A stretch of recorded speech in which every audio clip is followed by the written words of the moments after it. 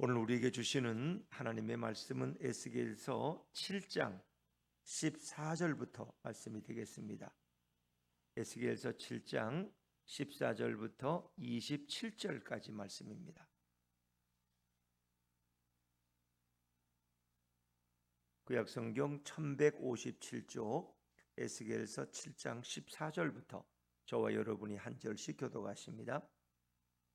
그들이 나팔을 불어 온갖 것을 준비하였을지라도 전쟁에 나갈 사람이 없나니 이는 내 진노가 그 모든 무리에게 이르렀습니다.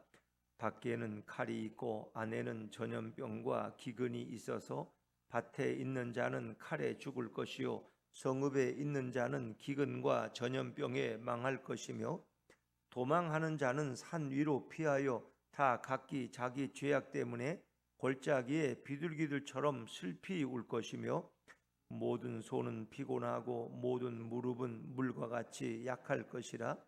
그들이 굵은 배로 허리를 묶을 것이요 두려움이 그들을 덮을 것이요 모든 얼굴에는 수치가 있고 모든 머리는 대머리가 될 것이며 그들이 그 은을 거리며 던지며 그 금을 오물같이 여기리니 이는 여호와 내가 진노를 내리는 날에 그들의 은과 금이 능히 그들을 건지지 못하며 능히 그 심령을 족하게 하거나 그 창자를 채우지 못하고 오직 죄악의 걸림돌이 되미로다. 그들이 그 화려한 장식으로 말미암아 교만을 품었고 또 그것으로 가정한 우상과 미운 물건을 만들었은즉 내가 그것을 그들에게 오물이 되게 하여 타국인의 손에 넘겨 노략하게 하며 세상 악인에게 넘겨 그들이 약탈하여 더럽히게 하고 내가 또 얼굴을 그들에게서 돌이키리니 그들이 내 은밀한 처소를 더럽히고 포악한 자도 거기 들어와서 더럽히리라. 너는 쇠사슬을 만들라. 이는 피 흘리는 죄가 그 땅에 가득하고 포악이 그 성읍에 찼음이라. 내가 극히 악한 이방인들을 데려와서 그들이 그 집들을 점령하게 하고 강한 자의 교만을 그치게 하리니 그들의 성소가 더럽힘을 당하리라.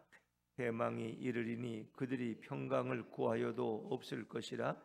환난에 환난이 더하고 소문에 소문이 더할 때에 그들이 선지자에게서 묵시를 구하나 헛될 것이며 제사장에게는 율법이 없어질 것이요 장로에게는 책략이 없어질 것이며 같이 읽습니다.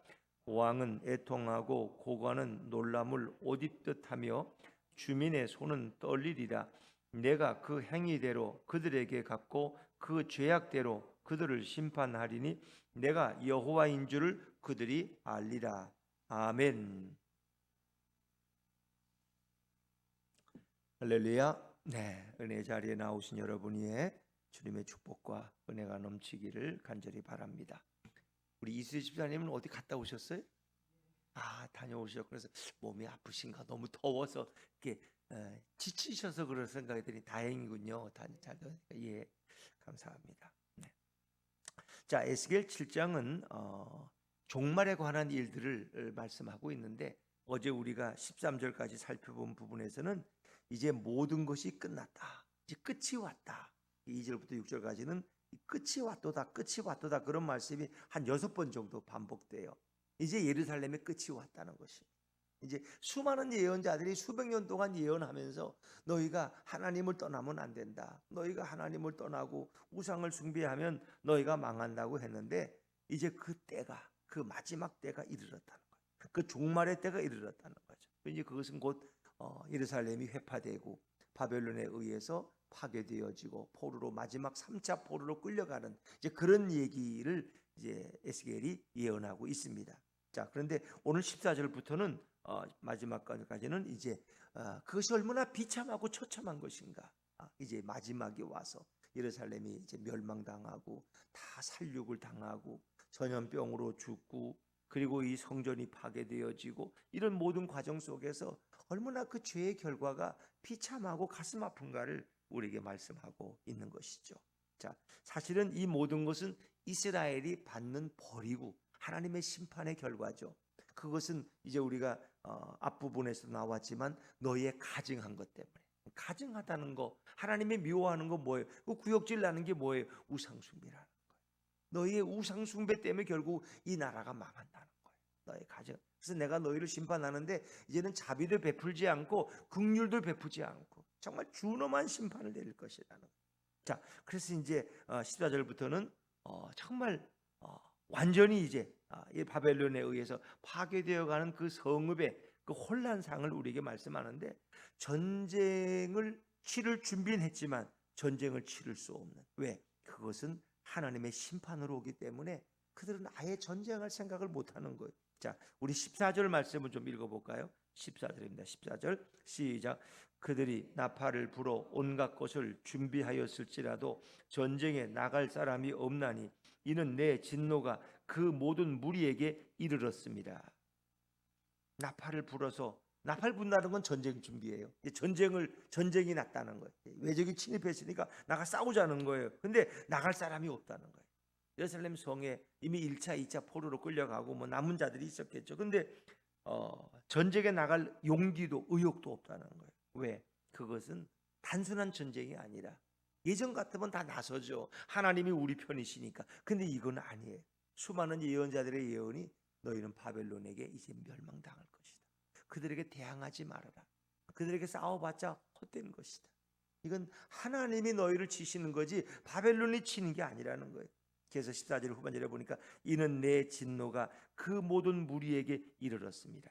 이건 하나님이 우리를 심판하시는 거라는 이 두려움 속에서 감히 전쟁에 나가 싸울 사람이 없다는 거예요. 아주 무기력해지고 뭐 그냥 이게 마지막 그들의 예루살렘 성의 종말이 바로 이런 모습이에요. 그리고는 처참한 죽음이 있는데, 자 15절 말씀을 또 한번 읽어볼까요? 15절입니다. 15절 시작. 밖에는 칼이 있고 안에는 전염병과 기근이 있어서 밭에 있는 자는 칼에 죽을 것이요 성읍에 있는 자는 기근과 전염병에 망할 것이며, 뭐 성 밖에 있으나 성 안에 있으나 죽는 건 마찬가지야. 성 밖에서는 칼에 죽고 전쟁 뭐 적군이 쳐들어오니까, 성 안에서는 전염병과 기근으로 죽고, 밭에 가서 일하던 자는 칼에 또 맞아 죽고, 성읍에 있는 자는 기근과 전염병에 망할 것이라. 그러니까 다 죽임 당한다는 거예요. 아주 극소수의 일부를 제외하고는 다 죽어요. 다 죽어요. 그리고 이제 마지막 3차 포로로 끌려가는 일만 남아 있는 거죠. 그러니까 그 성읍에서도 그 위기 가운데서도 도망가는 자들이 있어요. 시드기야 왕도 도망가다 잡혀서 다시 돌아와서 이제 끌려서 바벨론으로 갑니다마는 도망하는 자들도 있는데, 도망가봤자 피할 곳이 없다는 거예요. 도망가봤자 거기 행복이 없어요. 자, 우리 도망자의 신세가 어떤 건지 한번 또 성경이 어떻게 설명하는지 보시죠. 16절입니다. 16절 시작. 도망하는 자는 산 위로 피하여 다 각기 자기 죄악 때문에 골짜기에 비둘기처럼 슬피 울 것이며. 도망가서 생명은 부지했지만, 근데 우리가 왜 이렇게 됐지? 예루살렘 성이 왜 이렇게 됐지? 우리의 죄악 때문이야. 그때서야 깨닫는 거예요. 그래서 너무 마음이 괴로워, 참담해. 이게 전쟁하다가 힘이 없어지는 게 아니라 하나님이 그들을 버리신 거예요. 우리의 죄악 때문에 너무 참담해. 그래서 골짜기의 외로운 비둘기처럼 슬피 울어. 산속에 도망가서는 결코 행복하지 못해. 17절 제가 읽을게요.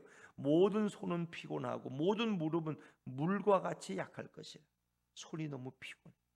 무릎은 물처럼 약해. 다리에 힘이 다 빠졌어 이제. 손도 뭘 들을 기력도 없어. 그러니까 심리적으로도 이미 그들은 최악의 공포 상태에 빠져있다. 무기력 가운데 빠진 거죠. 왜? 하나님의 심판이니까. 죄로 인해서 오는 이런 결과에 뭐 누가 뭐라고 말할 수 있겠어요. 그리고 두려움이 또 그들에게, 수치와 두려움이 그들을 감싸요. 아무리 생각해도 너무 부끄럽고 너무 수치스러워서 살 수가 없어. 18절입니다. 18절 같이 읽죠. 시작. 그들이 굵은 배로 허리를 묶을 것이요 두려움이 그들을 덮을 것이요 모든 얼굴에는 수치가 있고 모든 머리는 대머리가 될 것이며. 이 굵은 배로 허리 묶는다는 것은 나라가 망할 때, 어려움을 당했을 때 유대의 백성들이 회개의 의미로 이게 배로 허리를 묶어요. 그런데 그들의 마음속에 두려움과 공포가 떠나지 않아. 하나님이 우리를 어디까지 심판하실?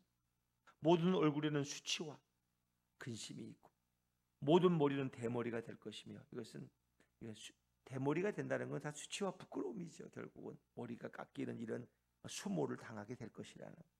그러니까 나라가 망하면 보장되는 게 하나도 없어. 인간이 생각하시는 최악의 상황이 오는 거예요. 뭐 자식 앞에서 엄마가 적군에 의해서 강간을 당하고 아버지는 칼에 베어 죽임을 당하고 이런 일이 뭐 전쟁에서는 수없이 일어나는. 이건 전쟁이에요, 전쟁. 근데 그 배후에 하나님이 심판하시는. 우리는 전쟁을 표면적으로만 봐요. 우크라이나하고 싸우는구나. 아, 전쟁. 근데 그 내면에는, 그 이면에는 하나님의 손길이 있습니다. 우리는 늘 이렇게 수해가 뭐 물폭탄이 되면 왜 기상이 왜 요즘 이 꼴이야? 이것만 표면적으로 오지만 그 내면에 그것이 어디서 왔는가? 왜 어떻게 그런 일이 일어났는가? 이건 기상돼도 도대체 예측을 못하는 이런 기후가 도대체 어떻게 된 것인가? 이거 뭐 캐나다인가 어딘가는 아직도 산불이 났는데 아직도 꺼지지 않고 아직도 불이 타고 있다는. 그지 몇 달 동안 계속해서 지금 워낙 숲이 많으니까. 그래서 그 연기가 미국으로 가지 연기 와서 온 도시가 지금. 그러니까 우리는 또 한쪽에서는 이렇게 물폭탄을 맞아가지고 또 물 때문에 또 참 이게 인류의 재앙이라는 게 그 배경이 뭐냐? 그 원인에는 다 인간의 죄가 하나님의 심판의 하나의 상징적인 요소가 있는 것이죠. 자, 그들이 그렇게 열심히 사람들은 늘 이렇게 끌어모으는 게 금과 은이에요. 그 가지고 왜 도망갈 수 있으니까 피난 갈 때도 은과 은은 가지고 갈 수 있어. 언젠가는 유용하게 쓸 수가 있어. 나라가 망해도. 근데 이젠 그것도 필요 없어. 쓸 데가 없어. 자, 19절 말씀 한번 읽어볼까요? 19절 좀 길지만 천천히 한번 읽어보죠. 시작. 그들이 그 은을 거리에 던지며 그 금을 오물같이 여기리니 이는 여호와 내가 진노를 내리는 날에 그들의 은과 금이 능히 그들을 건지지 못하며 능히 그 심령을 족하게 하거나 그 창자를 채우지 못하고 오직 죄악의 걸림돌이 되미로다. 가장 좋아하는 게 금과 은 아니에요, 여러분. 금값은 떨어지지 않고 계속 오르기만 하잖아요. 금, 은. 다른 건 못 들고 가도 집은 못 들고 가도 금과 은은 잘 들고 갈 수가 있잖아요. 그렇죠? 부피가 적으니까. 뭐 무겁기도 하지만 많으면은. 근데 그것을 그때는 오물같이요. 평소에는 귀하게 여기던 것들이 그때는 아무 쓸모가 없어. 여호와께서 진노를 내리는 날에는 은과 금이 능히 그들을 건지지 못해. 우리 재물이 우리를 구원하지 못해. 하나님이 외에는 우리를 구원할 자가 없어. 그 은과 금을 가슴에 품고 도망을 쳐도 그 심령에 족함이 없어. 만족이 없고 행복이 없어. 이 참상 가운데 그 돈을 있는 대로 어디가 써요? 어디 뭐 이마트가 있어? 어디 뭐 롯데백화점이 있어? 어디가 쓸 거야? 그거 쓸 데가 없어. 나라가 망했는데 그 창자를 채우지 못하고 오히려 죄악의 걸림돌이 된다. 이것은 금과 은이 그들로 하여금 더 많은 죄를 짓게 했다는 거예요. 그 인간의 욕심과 그 야망이 바알과 아세라 신이 우리에게 더 많은 은과 금을 주고 더 많은 곡식을 주리라는 기대 때문에 하나님을 버리고 그들은 바알신, 아세라신, 뭐 금오스신, 몰록신을 섬겼는데 그 모든 것이 다 죄악의 걸림돌이 되어서 이 하나님의 심판의 원인이 됐다는 거예요. 자, 20절 말씀으로 한번 넘어가 볼까요? 20절입니다. 20절 시작.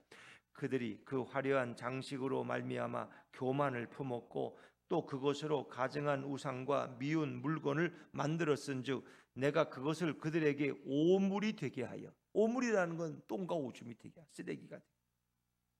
자, 이 뭐 금과 은이 많으면 화려한 장신구가 많겠죠. 뭐 금가락지, 귀걸이, 뭐 손가락, 뭐 팔찌 많겠죠. 근데 그런 걸 많이 할수록 사람들은 더 교만해진다는 거예요. 왜? 내가 가졌으니까. 저 사람보다 내가 많이 가졌고 난 이렇게 금과 은이 막 집에 넘쳐 그냥 부자야. 이게 마음에 이미 교만이 돼서, 교만은 죄 중에 가장 큰 죄가 교만이거든. 인간을 교만하게 만든다는 거예요. 나는 이것만 있으면 겁날 게 없어. 이 금덩이가 몇 동인데 우리 집에. 이게 하나님을 의지하지 않고 하나님을 떠나게 만드는 교만의 원인이 된다는 거예요. 많은 재물이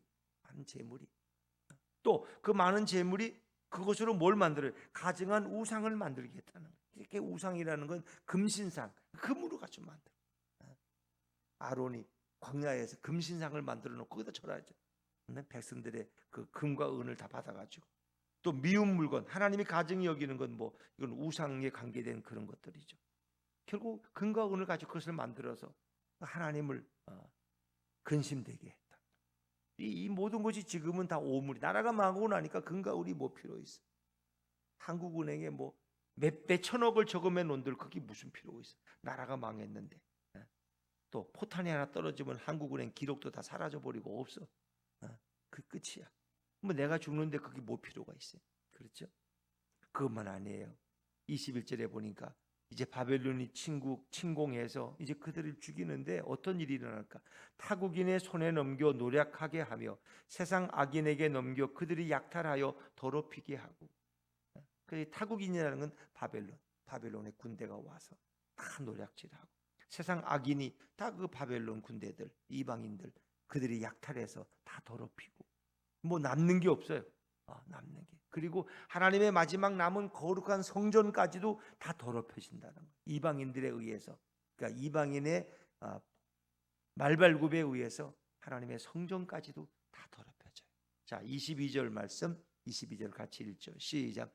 내가 또 내 얼굴을 그들에게서 돌이키리니 그들이 내 은밀한 처소를 더럽히고 포악한 자도 거기 들어와서 더럽히리라. 내가 또 내 얼굴을 그들에게서 돌이키리니, 이게 제일 무서운 말씀이에요. 얼굴을 돌이킨다는 건 하나님이 그들을 버린다는 거예요. 하나님이 그들을 외면한다. 다시 눈길을 주지 않아. 이제는 이 백성에게. 사실 이스라엘과 유다, 예루살렘은 하나님의 택하신 빼어난 민족이었고 하나님의 마음이 거기에 있고 하나님의 눈이 늘 예루살렘을 바라보고 있어요. 근데 이제는 아니야. 그들이 우상을 숭배하고 가증한 일을 행하고 하나님을 떠났기 때문에 하나님의 얼굴을 그들에게서 돌이키신. 그리고 결국 그들이 내 은밀한 처소를 더럽히고. 그들이 누구예요? 이 유대 백성, 예루살렘 주민들이 그 은밀한 하나님의 성전을 더럽혀서 바알과 아세라 신상으로 하나님의 앞에 예배드리는 그 거룩한 여호와의 성전을 바알과 아세라 신선들로 만들어 버렸어. 그 더럽힌 거예요, 그들이. 그리고 포악한 자도 거기 들어가 더럽혀. 포악한 자는 바벨론 군대들. 그들이 와서 예루살렘 성전을 다 파괴시켜. 발로 짓밟고 들어가고. 그러니까 유대인들이 가졌던 신학 중에 하나가 성전 신학이라는 거 아세요? 예루살렘에 있는 이 여호와의 성전, 이 성전에는 하나님의 이름이 다 있고 하나님의 임재가 있는 곳이기 때문에 이 성전이 있는 한 우리는 망하지 않아. 이 성전이 예루살렘에 있는 동안 하나님 우리를 포기하지 않고 우리를 지키실 거야. 어떤 대적 이방인들도 우리를 괴롭힐 수가 없어. 왜? 하나님의 성전이 여기 계시는데. 이런 신학이 성전 신학이야. 근데 이 성전 신학이 나중에는 잘못된 신학이 된 거예요. 우리가 아무리 죄를 많이 짓고 우리가 높은 도둑질 사기질 다 해도 하나님의 성전에 와서 빌기만 하면 용서받는다는 이런 잘못된 신학. 그리고 우리가 아무리 하나님을 떠나고 우상을 숭배해도 하나님의 신전만 여기 있으면 우리는 망하지 않는다는 이 잘못된 왜곡된 성전 신학이 그들을 그렇게 만들었어. 뭐 지금도 그런 생각하시. 한 주간 동안 나쁜 짓 다 하고 와도 하나님이 좋아하는 헌금만 많이 내면 하나님이 다 용서하시겠지. 이 생각. 그 교회 목사님은 헌금을 많이 내면 좋아할지 모르지만 하나님은 별로야. 하나님. 너가 거룩하게 살고 정결하게 살고 내 말씀대로 사는 게 중요하지. 하나님이 돈만 많이 낸다고 하나님이 좋아할 거야 그래가지고 하나님이 무슨 돈이 필요해? 하나님은 배고파요? 그 교회 목사님이나 재정 장로님은 좋아할지 몰라. 헌금이 많이 들어왔네요. 그런데 하나님은 별로야. 하나님 우리가 하나님 말씀을 사는 걸 더 줘. 근데 유대 백성들은 그렇게 잘못 생각해서 죄 짓고도 가서 그냥 큰 소 한 마리 바치면 하나님이 또 희죽 해가지고 또 없던 일로 그냥 넘어가고 이런 분으로 생각한 거예요. 하나님은 공의 하나님. 그래서 결국은 하나님의 얼굴을 돌리니까 그 성전과 성소가 다 파괴되고 다 더럽혀지고 이방인들에 의해서. 너희도 이미 그 성소를 더럽혔고 바벨론 군대가 와서 다 더럽히고 이게 예루살렘의 비극이고 이스라엘의 재앙이야, 재앙. 그래서 하나님 뭐라 그러세요? 이제 쇠사슬을 만들라. 왜? 이제 포로로 끌려가야 되니까. 23절 말씀 23절입니다. 시작. 너는 쇠사슬을 만들라. 이는 피 흘리는 죄가 그 땅에 가득하고 포악이 그 성읍에 찼습니다. 너는 쇠사슬을 만들라. 피 흘리는 죄가 이 땅에 너무 가득해서 더 이상 있을 수가 없어. 쇠사슬을 뭐예요? 포로로 잡아갈 때 쇠사슬로 묶어가지고 잡아가잖아요. 이제 포로로 끌려갈 차례야. 그다음에는 이제 지금 이 에스겔이 예언하는 그 시점으로 보면은 이미 1차, 2차 포로로 끌려갔고 일부가 3차 포로로 대부분 사람들이 끌려갈 상황. 이런 상황 전에 에스겔이 예언하는 거죠. 그리고 이제 결국 하나님이 바벨론에 의해서 성이 완전히 망하고 성소도 파괴될 것을 말씀하시죠. 24절 말씀을 제가 읽을까요? 24절 시작. 제가 읽죠. 내가 극히 악한 이방인들을 데려와서, 악한 이방인들이 바로 바벨론 군대들, 그들이 그 집들을 점령하게 하고 강한 자의 교만을 그치게 하리. 이 강한 자의 교만은 유다의 교만이에요. 유다 백성들의 교만. 성전만 있으면 우리는 꿈쩍없어. 이런 잘못된 생각들, 그들의 교만을 하나님이 중단시킬 거라는 거예요. 그리고 그들의 성소가 결국 이방인에 의해서 더럽힘을 당하고 파괴된다는 거죠. 그래서 결국 이제 패망이 왔어요. 이 패망은 보통 패망이 아니라 극한 공포 속에서 멸망당하는 게 패망이에요. 자, 25절 말씀입니다. 25절 시작. 패망이 이르리니 그들이 평강을 구하여도 없을 것이라. 공포와 두려움이 엄습해 오는데 그냥 단순히 멸망이 아니야. 극한 공포 속에서 그들은 멸망당해. 그리고 평강을 구하나 평강이 없어요. 평강은 이미 떠났어. 평강은 거짓 선지자들이 말하는 평안은 없어요. 그리고 환난에 환난을, 엎친 데 덮친 격이라는 표현이 있죠. 환난에 환난, 소문에 소문. 이건 최악의 상황을 얘기하는 거예요. 그래서 선지자나 제사장이나 장로들도, 장로는 백성의 지도자들, 아무 일도 할 수가 없어요. 그 상황은 누구도 손댈 수가 없어. 오송 지하차도에 물이 들어와서 하루가 지나도 그것도 손댈 수가 없어. 그 지하차도에 어떻게 들어가? 들어간 데는 아무것도 안 보여. 입구까지 꽉 차가지고 사람이 들어갈 수도 없지만 잠수에 들어가도 아무것도 안 보여. 그거 손댈 수가 없어.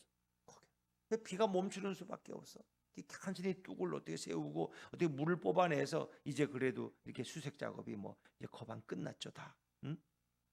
인간이 아무것도 할 수 없는 상황이 있다는 거예요. 손댈 수 없는 상황. 이게 이런 상황이에요. 26절 말씀 같이 읽어볼까요? 26절 시작. 환난에 환난이 더하고 소문에 소문이 더할 때 그들이 선지자에게서 묵시를 구하나 헛될 것이며 제사장에게는 율법이 없어질 것이요 장로에게는 책략이 없어질 것이며. 선지자는 더 이상 뭐 계시 묵시를 줄 게 없어. 전쟁에 대한 심판에 대한 묵시 외에는 없어. 너희가 다 망한다. 너희가 다 죽임 당한다. 그 말밖에 선지자가 할 말이 없어 이제는. 나 거짓 선지자는 평안하 외쳤지만 이젠 그 말도 할 수 없어. 왜 나라가 망했는데 뭐 어디 있어요? 선지자는 더 이상 묵시 계시를 예언할 일이 없어. 제사장은 더 이상 율법이 없어. 누굴 율법을 가르칠 사람이 없어. 지금 이 천국에 뭐 누구한테 율법을 가르쳐요? 장로에게는 창작이야. 장로는 그 성읍의 지혜로운 자예요. 지혜자, 나이도 많고 경험이 많고 그 지도자들. 어려운 일이 있으면 장로들한테 가서 의논했어요. 근데 그들에게도 아무런 대책이 없어. 하나님이 심판하시면 인간은 손을 댈 수가 없다. 인간이 손 쓸 수가 없어. 지금 달나라가는 시대인데도 인간이 할 일이 아무것도 없다는 거 아세요? 저렇게 물폭탄이 떨어지는 걸 누가 막을 수 있겠어? 누가? 그렇게 든든하게 도로를 잘 만들어 놔도 비만 한번 오고 나면 도로가 다 폐해서 웅덩이가 돼버려. 그럼 뭐 어떻게 막을 수가 없어. 어떻게? 그러니까 이 자연 앞에서는, 자연인은 뭐예요? 자연을 움직이는 분이 누구냐? 여호와 하나님. 자연 앞에서는 인간은 아주 미력한 존재에 불과한 거예요. 그래서 우리는 그 전능하신 하나님을 의지할 수밖에 없는 거예요. 존경받던 선지자, 제사장, 장로들은 아무것도 할 일이 없어. 그들은 무기력함에 빠지고 아무것도 손댈 수가 없어. 이제 그럴 때가 우리 인간에게 다 그렇게 유능하고 그렇게 똑똑한 사람도 할 일이 없어. 이효령 박사님도 마지막 암에 걸려 돌아가실 때 난 수술 안 하겠다. 나 치료하지 마라. 그냥 이대로 하나님께 가겠다. 왜 해봤자 그거 뭐 며칠이나 되면 고통만 당하고 그냥 그 포기. 하나님의 품에 가셨어. 그대로 평안하게. 응? 그러니까 인간들이 돈이 있어도 아무것도 할 수 없을 때가, 타이타닉 호를 뭐 관광으로 들어갔던 그 억만 부자들, 세계적인 부자들이 그 속에서 숨 못 쉬다가 죽었어요. 결국은 돈이 있어도, 밖에는 한 나라를 살만한 돈이 있어도 억만장자인데 아무것도 할 수가 없어. 전파도 끊어지고 산소도 끊어지고 외부의 지원팀도 도달하지 못하고 거기서 죽었어 다. 응? 그 인간이 무기력한 거예요. 돈이면 못할 게 없다고. 못할 게 너무 많죠. 할 것도 있지만 못할 게 더 많아. 인간의 생명은 하나님의 손에 달려있기 때문에 왕들도 아무것도 할 수 없어. 자, 마지막 27절 말씀. 이게 하나님의 심판이 이래서 무섭다는 거죠. 27절입니다. 시작. 왕은 애통하고 고관은 놀람을 오뒷듯하며 주민의 손은 떨리리라. 내가 그 행위대로 그들에게 갚고 그 죄악대로 그들을 심판하리니 내가 여호와인 줄을 그들이 알리라. 왕은 애통밖에 할 게 없어. 왕 고관들 너무 놀라서 말도 못해. 오뒷듯 한다는 것은 공포에 아주 도가니 속에 빠져 있어. 장관들 그런 거죠. 주민들은 두려움에 사시나무 떨듯이 떨어서. 이게 하나님의 심판이 이렇게 무섭다는. 응? 하나님 뭐래? 내가 그 행위대로 그들의 악한 행위대로 다 갚아준다. 그들의 죄악대로 내가 그들을 다 심판하시겠다. 그때서야 뭘 알아요? 그들이 내가 여호와인 줄을 그들이 알리라. 내가 여호와인 줄. 어제는 우리가 13절 이하에 보니까 하나님이 매를 때리시는 하나님, 하나님은 때리시는 하나님, 심판하시는 하나님을 때리시는 하나님이라고 표현하는데 그때서야 내가 여호와인 줄 알 것이다. 그러니까 인간들은 하나님을 평소에는 잘 몰라요. 안다고 말하지만 잘 몰라요. 그래서 마지막에 심판을 철저하게 당하고 교만이 꺾여질 때, 그리고 그들의 거짓과 이 죄악이 다 드러날 때, 그때서야 하나님을 발견하게 돼. 내가 죄인이구나. 하나님만이 정말 위대한 분이시구나. 내가 그분만을 섬겨야 되는데 내가 한눈 판 것이 후회가 돼도 돌이킬 수가 없어. 그때서야 내가 여호와인 줄을 그들이 알아. 여호와라는 것은 스스로 계신 분, 전능하신 분, 누가 만드신 분이 아니야. 누가 탄생시킨 분이 아니야. 그분은 스스로 존재했고 알파와 오메가가 되시는 우주의 하나님. 그들이 그때서야 깨닫게 될 것이다. 그러니까 죄가 참 이렇게 무섭다는 걸 에스겔이나 에레미야는 계속해서 말씀하셔요. 우리가 이 말씀을 볼 때마다 정말 예수님의 사랑이 얼마나 놀라울까. 우리 지난 주일에 하나님이 우리 인간의 죄를 짊어지기 위해서, 그리고 그분이 이 땅, 예수님이 이 땅에 오셔서 우리를 위해서 자신의 목숨을 버리는 결단을 하셨어요. 그 예수님의 결단, 우리를 위해서 자신의 생명을 내어주심으로 우리를 구원하시기를 원하셨어요. 그 예수님의 그 결단이 얼마나 위대한가. 그 예수님의 사랑이 얼마나 놀라운가. 이 유대 백성이 이 죄 때문에 당하는 그 참상을 생각해 보면 우리의 죄를 예수님이 십자가에서 다 짊어지시고 우리에게 영원한 화평과 행복과 기쁨과 영생을 주기 위해서 그분이 다 대신 십자가에서 고난당한 걸 생각하면 그분의 사랑이 얼마나 깊고 놀라운가. 갚아도 갚을 수가 없고, 생각하고 또 생각해도 너무 놀라운 주님의 사랑이고, 같은 죄인을 위해서 그분이 십자가에서 그 고통을 당하시다니, 그 결단을 하시다니. 우리는 주님을 위해서 내가 결단하지 않을 수가 없어. 나도 이제 주님 앞에 결단하고 내가 주님을 위해 살 것이다. 내가 주님의 영광만을 구할 것이다. 이렇게 결단하게 돼요. 라합이 결단하고 2명의 정탐꾼을 숨겨주고 그들을 자기 집에 안전하게 숨겨주고 그들의 그 떨리는 마음에 담대함을 주고 말이에요. 그럴 때 그 정탐꾼이 감동해서 그들도 결단하는 거예요. 내가 라합과 그 가족, 그 일가 친척을 책임지고 내 생명을 걸고 그들을 보호해 줄 것이다. 결단하는 거예요. 주님이 결단해서 우리를 위해 생명을 주셨다면 우리도 이제 주님을 위해 살기로 결단하고 결심하고 믿음으로 살아가는 거죠. 그것이 가장 복되고 가장 아름다운 삶인 거죠. 근데 그걸 사람들이 잘 모르기 때문에 적당히 그저 예배드리면 주님은 해가지고 좋아하시겠지. 그것도 나는 또 틈만 나면 내 기쁨을 위해 살고 교회 오면 또 주님 한번 생각하고 이제 그런 거죠. 그러나 주님은 우리가 주님을 위해 사는 것을 그렇게 즐거워하시고, 그럴 때 주님은 내 가정에도 내 직장에도 내 사업에도 복을 부어주시고 내가 너를 떠나지 않을 것이다. 나의 눈이 늘 너를 향할 것이다. 이렇게 말씀하시는 거죠. 그 좋으신 예수님을 생각하면서 오늘도 감사하고 찬양하는 이 하루가 되시기를 주의 이름으로 축원합니다.